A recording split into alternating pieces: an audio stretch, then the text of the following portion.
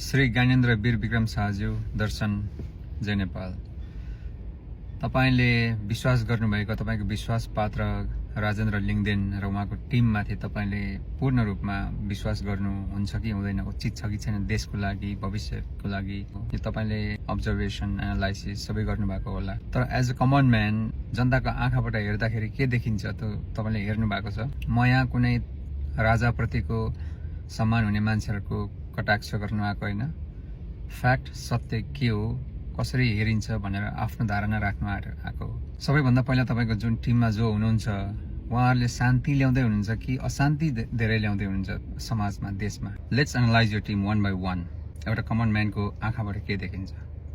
दुर्गा प्रसाई insensitive, अराजक, आक्रोश। उहाँले ओलीसँग प्रचण्डसँग मिलेर मार्सी चामलको भात खाएको हो।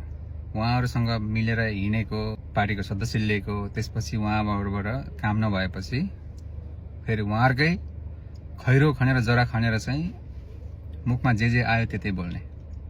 अहिलेको महिला प्रधानमन्त्री हुनुहुन्छ, उहाँको एक्सपिरियन्स, अनुभव, उमेरमा पनि दुर्गा प्रसाईभन्दा धेरै सिनियर हो। 6 महिनाको लागि भए पनि आएर देशलाई निकासा दिनुभएको प्रधानमन्त्री हो। उहाँको बारेमा पनि उहाँले इन्सेन्सिटिभ, अभद्र अपशब्दहरू बोल्नुभयो। He is changing his colors for his vested interest। अब हिजो तपाईँ कहाँबाट ट्राभल गरेर आउँदाखेरि उहाँ जनतालाई हात जोडेर भन्नुहुन्छ, आउनुहोस् एयरपोर्टमा, आउनुहोस्, राजा आउँदै हुनुहुन्छ। एयरपोर्ट जस्तो संवेदनशील ठाउँमा उहाँले चाहिँ भिड जम्मा गरेर आन्दोलन गरेर के गर्ने। त्यहाँ कति हजार आम जनता चाहिँ त्यहाँ ट्राभल गर्छ। त्यहाँ बाहिर जानुपर्ने होला, आउनुपर्ने होला। त्यहाँ यदि त्यहाँ हिजो केओस भएको भए, हुलदङ्गा भएको भए कतिजनाको टिकट छुट्थ्यो। एउटा टिकटलाई कति पर्छ एउटा मजदुरको, एउटा विदेशमा काम गर्ने युवाको। प्लेन छुटेको भए उहाँले टिकट काटिदिन्थ्यो, उहाँले पे गर्थ्यो, गर्दैन थियो। उहाँ जस्तो मान्छेलाई तपाईँले आफ्नो टिममा राख्नु भएको छ। उहाँ आफै मिल्नुहुन्न। दुर्गा प्रसाई, राजेन्द्र लिङदेन, ज्ञानेन्द्र साई आफै आपसमा मिल्नुहुन्न। उहाँहरूको टिम वर्क छैन। कसले बढी राजाको मन जित्ने, कसले बढी चाहिँ आशीर्वाद पाउने भन्ने हो कि के हो यो। अब सेकेन्डमा हो राजेन्द्र लिङदेन किराँतीको सन्तान हो। किराँतीको रगत छ उहाँको शरीरमा, उहाँको रगतमा। तर उहाँ मान्नुहुन्न। उहाँ हिन्दू राज्य राजा भन्नुहुन्छ, जसले आफ्नो पुर्खाको, आफ्नो पित्रको भ्याल्यु गर्दैन, महत्त्व गर्दैन। उसले तपाईँको पुर्खा, तपाईँको संस्कारलाई बोकेर हिँड्छ टाउकोमा, उसले चाहिँ फर्काउँछ। त्यो सबभन्दा पहिला मान्छेको, एउटा मान्छे भइसकेपछि आफ्नो पुर्खा, आफ्नो संस्कार के हो त्यसलाई पो चिन्नु पर्यो त। राजेन्द्र लिङदेन उहाँ गएर मिल्नुहुन्छ, ओलीसँग हात मिलाउनुहुन्छ, अनि बाहिर आएर भन्नुहुन्छ भ्रष्टाचार गर्नु आमाको रगत खानु बराबर। ओलीसँग हात मिलाइसकेपछि 2-4 सिट जितेर उहाँ भित्र जानुहुन्छ, संसदमा गएर देउबारक ओलीको सरकारलाई समर्थन दिनुहुन्छ। अब यो कहाँ गएर मिल्दैछ यो। अलिकति उहाँको समर्थकहरू, राजाले पनि र उहाँको समर्थकले अलिकति 10 मिनटको लागि पर्दा खोलेर हेर्नुहोस् त। राजा ल्याउने लक्ष्य होइन, अनि गएर चाहिँ ओली र देवसँग मिल्ने। अनि कहाँ मिल्दैछ यो। उहाँहरू चुनाव अगाडि कि चुनाव पछाडि गठबन्धन गर्नै हुन्छ। र यसपालिको चुनाव पछि त 1-2 सिट आउला, त्यसपछि उहाँहरू हराउनुहुन्छ। स्वागत नेपाल जसलाई चाहिँ बौद्धिक भनिन्छ, मानिन्छ, उहाँ खुल्ले आम काठमाडौँमा उभिएर च्यालेन्ज गर्नुहुन्छ, ललकार्नुहुन्छ, घाँटी काट्छौँ हामी, म काट्छु, घाँटी काटिन्छ, टाउको काटिन्छ भनेर। उहाँले के इङ्गित गर्न खोज्नु भएको कि शाहकालमा, राणाकालमा पनि काटिन्थ्यो, हो कोत पर्व भयो, भण्डारखाल पर्व भयो, मान्छेहरू काटिए, निर्दोष मान्छेहरू मारिए। यो इतिहास त थाहा छ नि हामीलाई। जङ्गबहादुर राणाको उत्पत्ति कसरी भयो, जङ्गबहादुरले के गर्यो, राजा राजेन्द्र शाहलाई कसरी देश निकाला गरियो, कोत पर्व कहाँबाट सुरु भयो, के उहाँहरूले यो भन्नु खोज्नु भएको। उहाँलाई भन्नु पर्यो स्वागत नेपाल जस्तो मान्छे जसले चाहिँ मान्छे काट्छु भनेको छ, त्यहाँ पब्लिकमा उभिएर लिपुलेक, लिम्पियाद्वारा जानुहोस्, त्यहाँ गएर त्यहाँको जुन टुक्रिएको राज्य छ, नेपालको नक्सामा राम्रोसँग आएको छैन, विश्वले मान्यता पनि दिएको छैन, बाटो पनि पुग्दैन नेपालको, रासन पानी सबै इन्डियाकै छ। त्यहाँको जनतालाई नेपाली हुनुमा विश्वास दिलाउनुहोस्, अधिकार दिनुहोस्, त्यो भन्नु पर्यो। मधेसमा 10 गजामा हर दिन नेपालको सीमा मेचिन्छ। मधेसी दाजुभाइहरूले त्यहाँ रोक्नु भएको छ, यातना सुहाउनु भएको छ उता पारिपट्टि इन्डियाबाट। त्यहाँ गएर कसलाई काट्नुपर्ने हो त्यहाँ काट्नुहोस् भन्नुहोस्। काठमाडौँमा चिल्लो टोपी र दौरा सुरुवाल ओढेर लाएर त्यहाँ चिल्लाउनु, मान्छे भड्काउनु, यो समाज भड्काउने काम हो। अर्को हुन्छ एकदम यङ बनाउँदो सोकल यङ्गेस्ट ज्ञानेन्द्र साई। उहाँले एकदम खोक्रो मान्छेलाई चिल्लो पार्ने, आँखामा धुलो छोप्ने खालको खोक्रो शब्दहरू, भाषणहरू गर्नुहुन्छ। राजाको पालामा धान दिन्थ्यो कोरियालाई, कसलाई यो त्यो, अहिले यस्तो। त्यो बेलाको जीडीपी के थियो, जनसङ्ख्या कस्तो थियो। अहिले पनि धानहरू बाहिर जान्छ। मधेसको धान, तराईको धान सबै इन्डिया जान्छ। नम्बर 1 क्वालिटीको वहाँ प्याक गरिन्छ, विश्व बजारमा आउँछ, प्रोडक्ट अफ इन्डिया भनेर आउँछ। इलामको चियाहरू सबै इन्डिया जान्छ, बजारै इन्डिया हो। इन्डियामा गएर इन्डियाको प्रोडक्ट बनाएर चाहिँ विश्वमा बेचिन्छ। नेपालमा चाहिँ सेकेन्ड क्वालिटीको नराम्रो क्वालिटीको चामल चिया सबै नेपाल जान्छ सस्तो।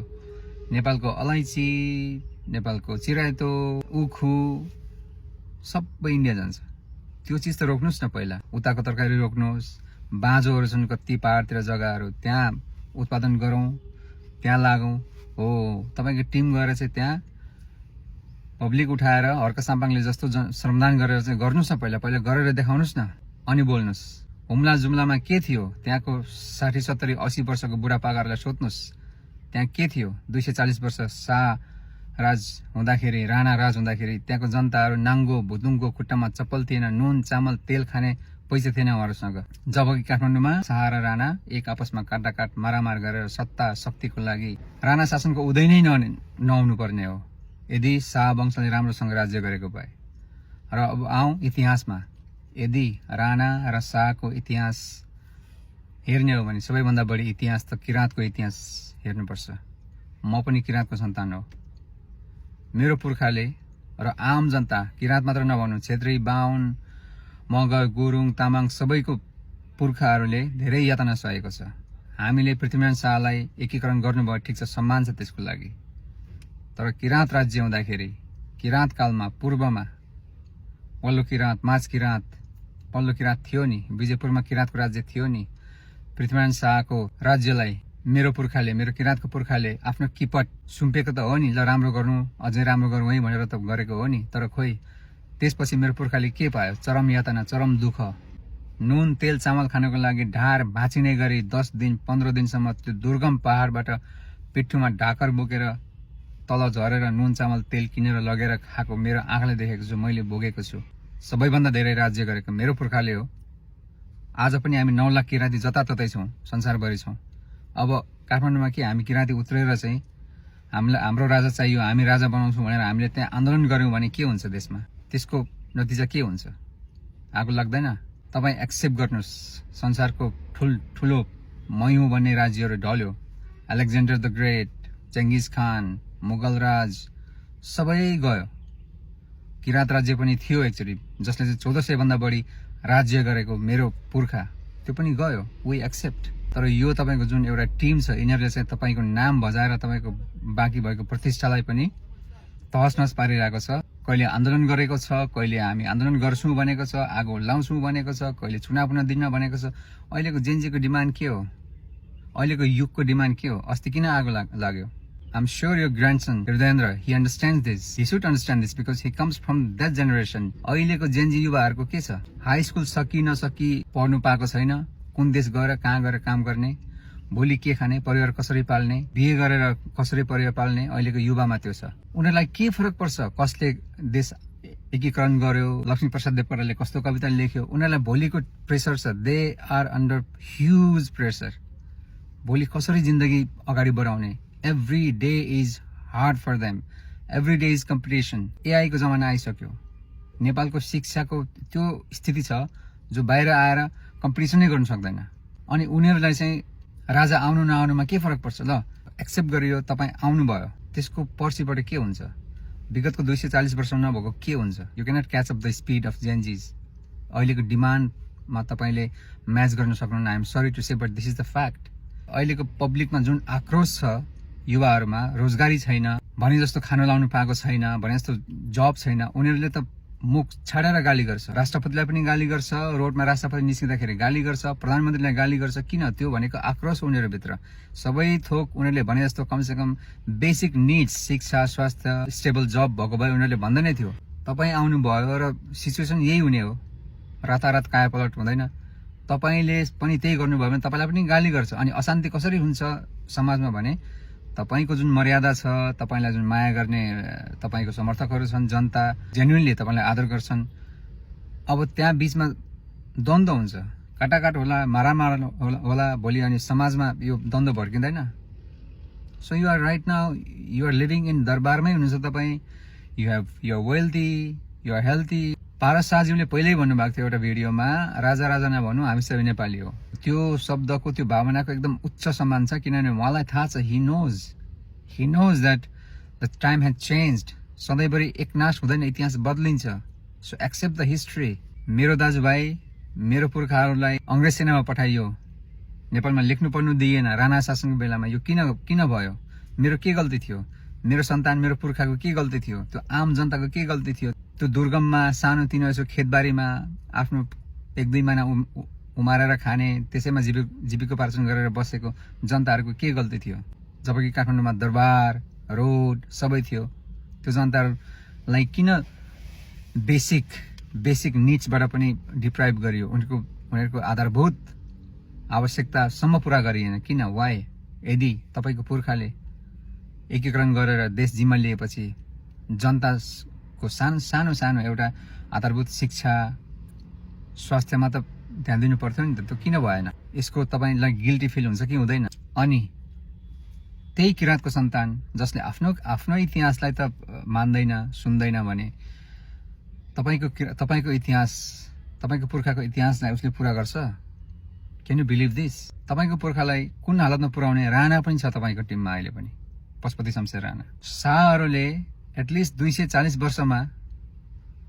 वर्षमा 5 किलोमिटर मात्र बाटो खन्नु लगाएको भए पनि, जनतालाई नै अलिकति पैसा दिएर खन्नु लगाएको भए 240 वर्षमा त त्यो पहाड दुर्गममा त केही न केही बाटो पुग्थ्यो होला नि। मेरो पुर्खाहरूले अलिकति भए पनि त्यो ढाड भाँचिने गरी भारी बोक्नु पर्दैन थियो होला, सुविधा हुन्थ्यो होला, अलिकति राम्रो स्कुल पढ्नु पाउँथ्यो होला, शिक्षा हुन्थ्यो होला मेरो बाबुबाजेलाई पनि, आम जनताको बाबुबाजेलाई, पुर्खालाई पनि। त्यो भएन। राणा र शाह लड्दै मर्दै काट्दै 240 वर्ष निरङ्कुश शासन राणा आएपछि निरङ्कुश शासन लादियो हामी जनतामाथि। हामी जनताको, त्यो आम नेपालीको के दोष थियो, के गल्ती थियो? त्यसको पश्चाताप कसले गर्ने? कुन चाहिँ जङ्गबहादुर राणाको सन्तान ल्याएर गर्छ अहिले? यो फ्याक्ट, यो इतिहास, यो ध्रुव सत्य यो मर्दैन। यो अहिलेको युवाहरूलाई, अहिलेको जेनजीहरूलाई, अहिलेको बच्चाहरूलाई थाहा छैन होला, तर यो अङ्ग्रेज शासन थियो त्यतिखेर इन्डियामा। तिनीहरूले सबै दस्तावेज राखेर गएको छ। यो नमर्ने इतिहास हो। त्यही भएर इतिहास जे थियो अब सच्चिनुहोस्। You tell your team categorically you are not working, it's not helping for good, it's damaging your prestige, it's damaging the society. Stop this violence. चुनाव हुनु दिन्न भन्छ, कहिले के भन्छ, stop this and let the country go ahead. यो तपाईँको team, राजेन्द्रको team, आफूमै विश्वास छैन उनीहरूलाई। ल ठिक छ, हामीले मान्यौँ ओली देवाको पालासम्म, राजेन्द्रको पालासम्म उनीहरूले केही गर्नै सक्दैन, देशमा विकास गर्न सक्दैन, किनभने they don't have that confidence. आजको नयाँ पुस्ताले त गर्नु सक्छ। उनीहरूलाई राम्रो शिक्षा दिएर, राम्रो ट्रेनिङ दिएर, उहाँहरूलाई सिकाएर अगाडि बढाउन सकिन्छ। तपाईँले पनि आफ्नो दर्शन, आफ्नो एक्सपिरियन्स जनतालाई, यो युवाहरूलाई दिनु सक्नुहुन्छ। तर उनीहरू होइन, हामी पनि सक्दैनौँ, हामी पनि एकदम हुतियारा हौँ, अहिलेको यङ जेनेरेसनले पनि गर्नु सक्दैन, त्यही भएर पुरानै मान्छे आउनुपर्छ। कस्तो सोच हो यो? रिग्रेसिभ, प्रतिगामी भन्छ नि यो। उहाँहरूले सक्नुहुन्न भने बस्नुहोस्, तर नयाँ यङ जेनेरेसनलाई सिकाउनुहोस्।